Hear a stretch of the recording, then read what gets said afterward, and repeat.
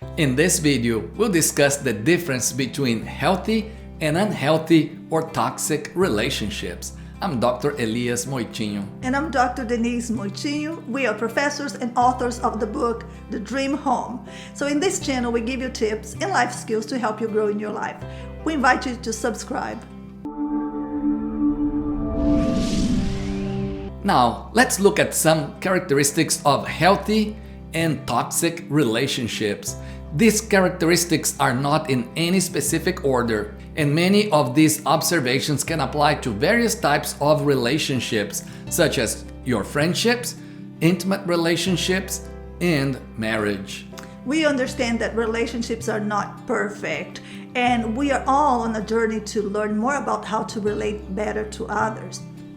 So, as we go through these characteristics, think about the relationships you have. We hope that you will gain powerful insights that will transform the way you relate to people. Acceptance versus rejection. A healthy relationship is filled with acceptance, which means that you are free to be yourself and the other person likes you just the way you are. But a toxic relationship is filled with rejection. That is, the other person always tries to change you and does not accept you for who you are, especially when you disagree with what the person is saying.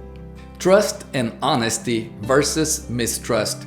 People in healthy relationships are authentic and real. That is, they are honest and share from the heart. In turn, each person develops trust in each other. In unhealthy relationships, there is mistrust.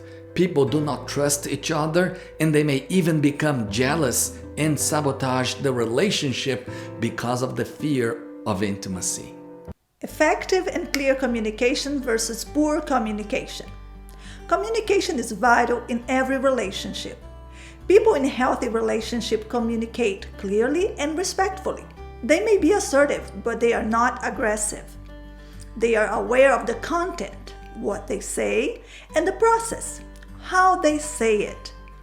They also practice good listening.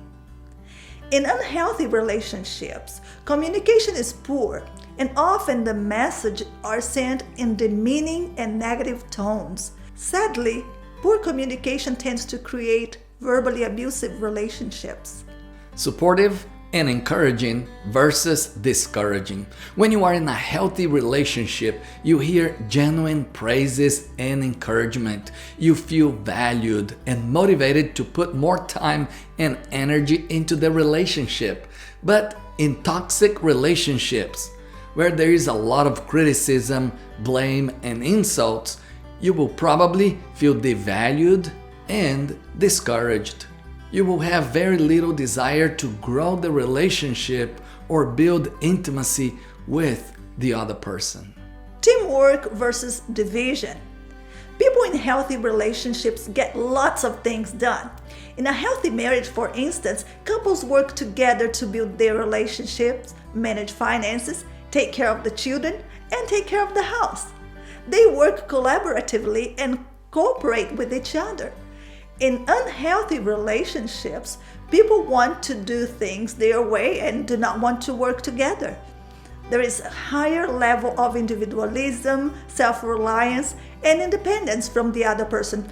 Though these are not bad characteristics, if they are taken too far, they may give the other person the wrong message.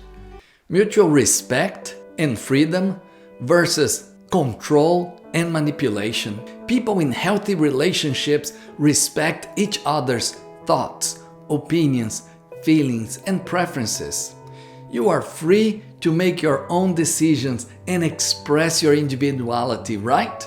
However, in toxic relationships, people tend to display manipulation and controlling behaviors. There is very little room for you to express yourself and be free and be who you really are. Forgiveness versus holding grudges. No one is perfect, so unfortunately people will hurt each other emotionally, even unintentionally. Therefore, forgiveness is essential in relationships. We believe that forgiveness is the catalyst that can restore relationships.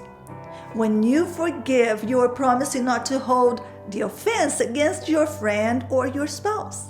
You also promise not to bring it up. In toxic relationships, people hold grudges and resent each other. Consequently, it creates separation, and as a result, people become emotionally disconnected. Shared vision versus demands. In a healthy marriage, for example, a couple will develop a shared vision. The couple will discuss what type of marriage they want to create and where they want to be in 5, 10, even 20 years. They incorporate each other's dreams, goals, and aspirations and combine them into a beautiful shared vision that does not eliminate individual goals and dreams. However, in a toxic relationship, a person will have an attitude that communicates it's my way or the highway. So there is no shared vision. This person will be demanding that the other person give up his or her dreams and preferences. That is sad. Fun, joy, and growth versus tension and stagnation. People in healthy relationships are having fun, laughing, and growing emotionally, relationally, and even spiritually. However, in toxic relationships, there is little room for fun and personal growth. Instead, there is tension and confusion. As a result, it creates a negative environment where the relationship does not thrive and people do not reach their full potential. Managing conflict collaboratively versus unresolved conflicts. Every relationship will have conflicts. What separates healthy relationships from unhealthy ones is that people in healthy relationships resolve their conflicts by working together. They ask themselves, what's best for our relationship? What is best for our marriage? And they look for a win-win solution. People in unhealthy or toxic relationships are self-focused and selfish, and they may view conflict in an adversarial manner and not as an opportunity to work together and grow together. And they believe they have to win at all costs, even if it hurts the other person. Agape love and caring versus conditional love. A healthy relationship is filled with genuine love. Agape love is altruistic, selfless, and other-focused. It is not self-seeking, and it does not have an attitude of, it's all about me. Therefore, when agape love is present, there will always be this genuine desire to take care of the other. Toxic relationships are conditional.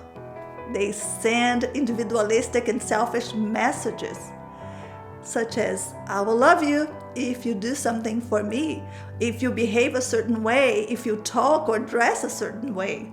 The truth is that no one is perfect, so we all need to grow in agape love.